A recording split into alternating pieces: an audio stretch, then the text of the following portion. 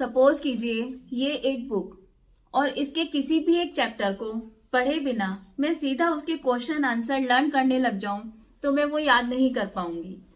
मुझे वो रटना पड़ेगा क्योंकि मैंने उस चैप्टर के बारे में कुछ पढ़ा ही नहीं है। मैं उस चैप्टर के बारे में कुछ जानती ही नहीं हूँ और हो सकता है कि 1 या 2 बार रटकर मैं भूल भी जाऊं। मुझे वो फिर से टाइम टू टाइम रटना पड़ेगा। सेम बच्चों के बिहेवियर के साथ होता है। हम बच्चों के कहने भर से हर चीज उनको प्रोवाइड कर देते हैं, लेकिन वो लाइफ का लेसन सीख ही नहीं पाते। बच्चों ने एक बार बोला, हमने वो चीज उनको दे दी।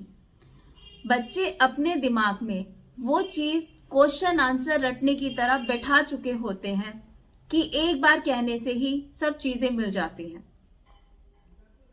फिर किसी दिन उनके कहने से आपने उन्हें कोई चीज नहीं दी तो या तो वो इरिटेट हो जाएंगे या जिद करेंगे या रोने लग जाएंगे।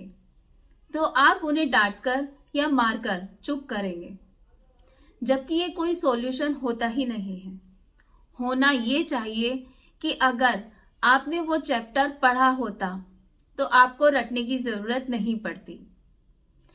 उस चैप्टर में से कहीं से भी कुछ आ जाता तो आप बहुत आसानी से जवाब दे सकते थे।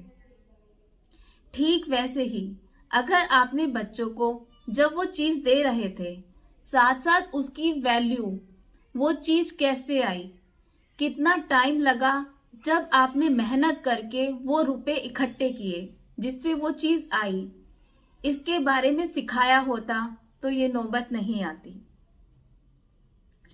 जब आप बच्चों को कोई भी चीज दें साथ साथ उसे ये भी समझाएं कि कैसे ये पैसे इकट्ठे हुए, कितना टाइम लगा या आपको कितनी मेहनत करनी पड़ी।